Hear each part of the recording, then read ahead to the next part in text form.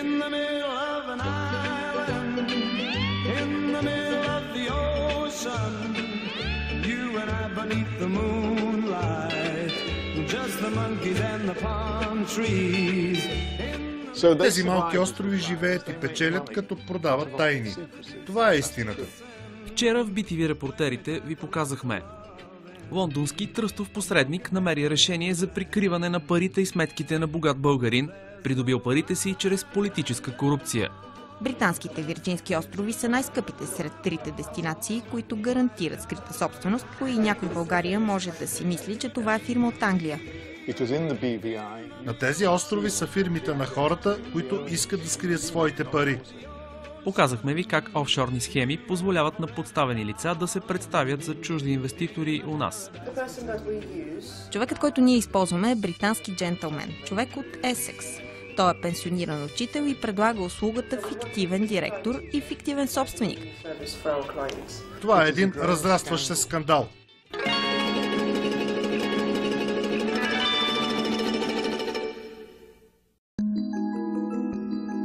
Поводът да ви разкажем за британските Вирджински острови е поредната инвестиция у нас, която идва от екзотичния остров, звучащ британски, но намиращ се до Пуерто Рико. Фирмата, която получи инвеститорски клас А, за да застрои едно от последните девствени места по морето ни, е регистрирана във Варна, но за неин краен собственик са посочени 8 физически лица. Компанията се притежава от фирма, регистрирана в Малта. Тя от своя страна се притежава от фирма, регистрирана на британските Вирджински острови, а тя се управлява от остров Гърнси, но е собственост на фирма от остров Ман. Гърнси и остров Ман са доста сходни. Те са британски офшорни острови, където е разрешено да криеш истинската собственост, истинските управители. И ако отидете на остров Ман, те няма да ви кажат кои са собствениците на фирмата. Няма да ви кажат кои са истинските собственици. Тези малки острови живеят и печелят, като продават тайни. Това е истината. Нашата цел е да разберем реални ли са крайните собственици, посочени от инвеститора. Отиваме на острова на тайните – Гърнси. Според търговския регистър, управлението на офшорната верига от фирми, стояща зад инвестицията в Карадере, е там. Гърнси се намира в Атлантическия океан, на 120 км от бреговете на Великобритания. Въпреки че има само 65 000 жители, се води отделна държава, има свой парламент, свои закони, знаме, регистрационни табели на колите, различни от британските. Гърнси има и своя собствена валута, фиксирана към британския паунд. Местните казват на своите пари funny money. Остров Гърнси има особен статут. Хем е Великобритания и Европа, хем не е. Жителите му пътуват и работят свободно в Европейския съюз.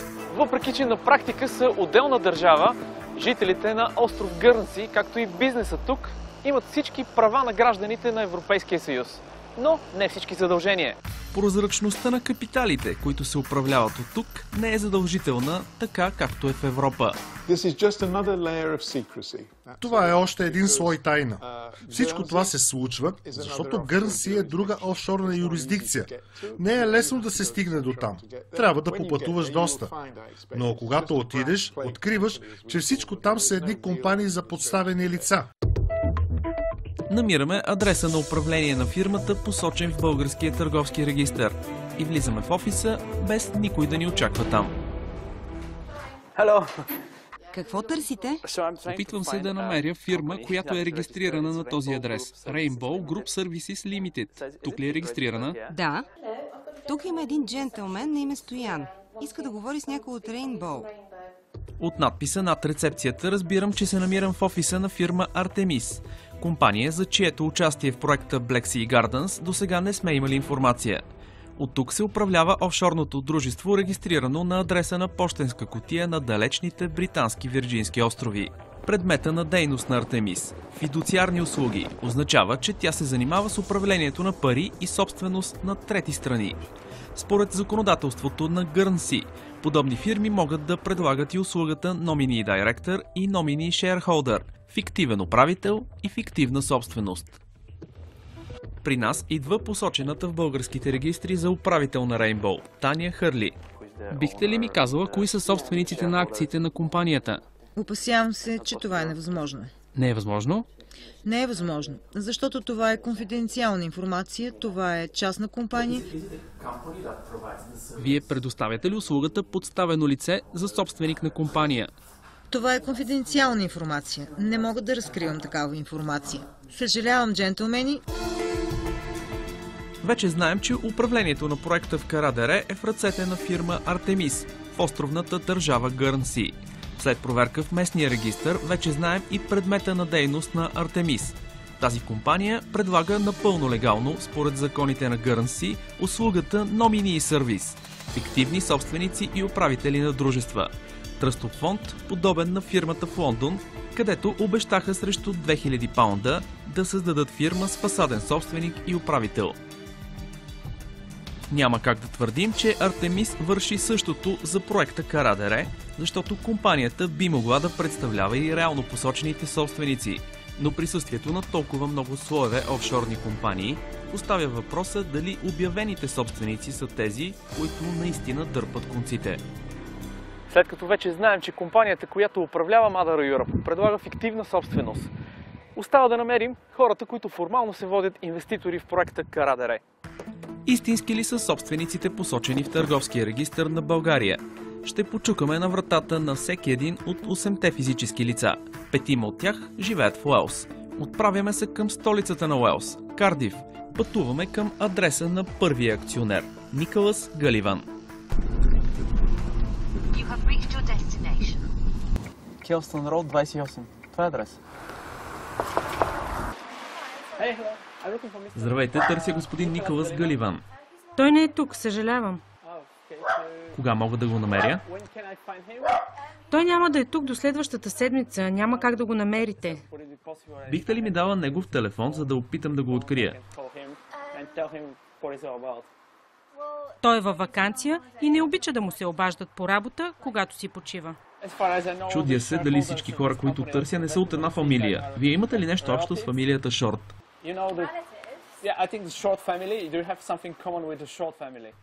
Аз не познавам фамилията Шорт, това е шефът на баща ми. Баща ми няма връзка с фамилията Шорт, освен че работи за тях. Вторият акционер е дама, която живее в предградията на уелската столица. Доста приятно кварталче. Това трябва да е. А номер 2, не също това е 22. 2, ето го. Ето го.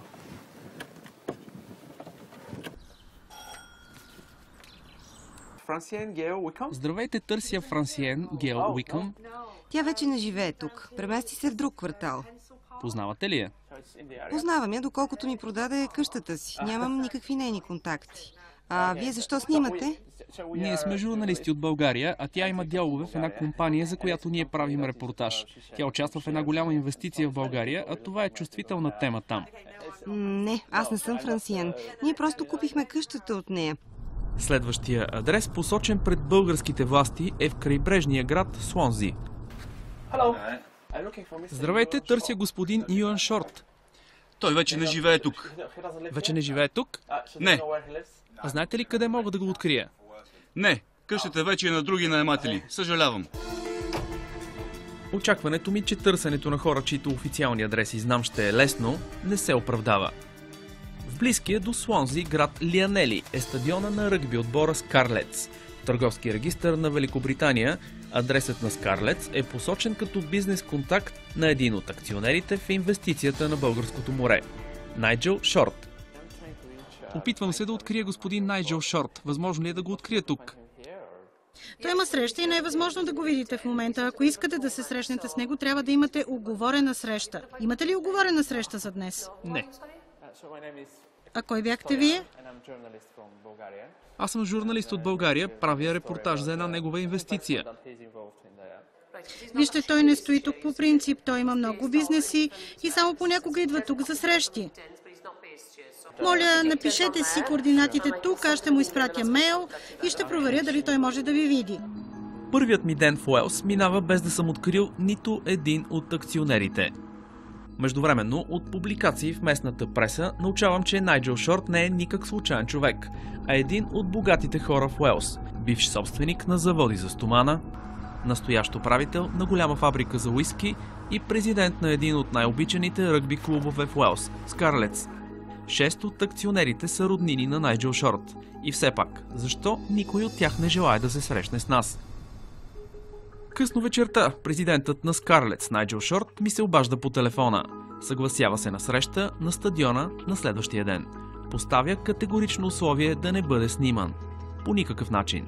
По време на срещата ни, Найджел Шорт заявява, че в лично качество, заедно с съпругата си, са 100% собственици на последната компания по веригата – Isle of Man Assurance от остров Ман.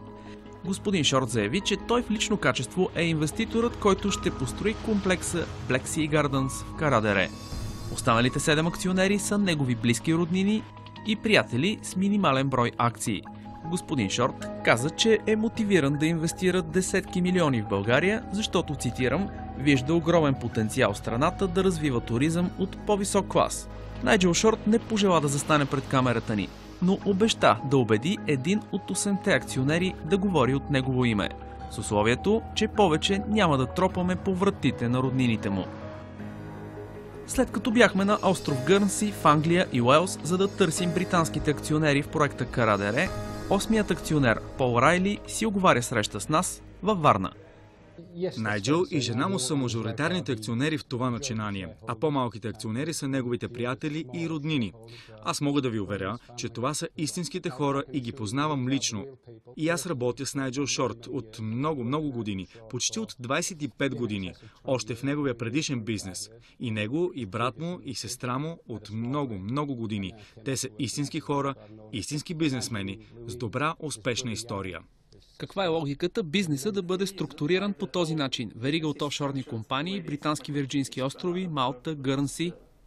Моята роля не е да се занимавам с финансовата част. Трябва да се свържете с хората, отговорни за финансовото структуриране на бизнеса, но ви уверявам, че всичко, което правим, е законно и напълно в реда на нещата. Бях на остров Гърнси и установих, че бизнеса се управлява от фирмата Артемис. Тя предлага тази услуга скрита собственост, фиктивно управление на офшорни компании. Дали това не е причина да мислим, че някой неизвестен за наш човек стои зад структурата? Аз мога да разбера, че хората са подозрителни, но вие сам сте успял да проследите веригата. Много е просто. Това са истинските собственици. Ние сме реални хора, аз съм тук, ние правим бизнес от много години и няма какво да крием. Найджел Шорт и 7-те физически лица зад проекта Карадере могат да разчитат на своята история и репутация, за да ни убедят, че са реалните и единствени инвеститори. Но формално структурата, чиято собственост е регистрирана на британските Вирджински острови и управлявана от остров Гърнси, би могла да бъде на всеки. А държавата ни просто няма никакъв механизъм да провери кой стои зад парите. От българската компания във веригата Mother Europe заявиха, че отговарят на всички условия за прозрачност на българското законодателство. Посочиха, че акциите на дружеството са допуснати за търговия на регулирания пазар на българската фондова борса. Журналистът, който участва в разплитането на скандала OffshoreLeaks, вярва, че най-ефикасният начин една държава да провери дали инвеститорите са реални е да постави условие. Много е просто. Ако правителството на България откаже да работи с офшорни компании, които са регистрирани в скандални офшорни юрисдикции, такава като британските Вирджински острови, също така и с остров Ман. Няма никаква причина компаниите да бъдат регистрирани на офшорни зони. Ако искаш компания, която да работи в Европа, тогава я регистрирай в Великобритания, в Франция, в Германия. Тези страни също са с юрисдикции, но те са легитимни юрисдикции. Дали компаниите, които заявяват, че са готови да инвестират у нас, биха го направили, ако условието е да не бъдат регистрирани в офшорни зони? Вероятно, това ще бъде още по-надежден тест, отколкото да почукаш на вратата на всеки един от акционерите.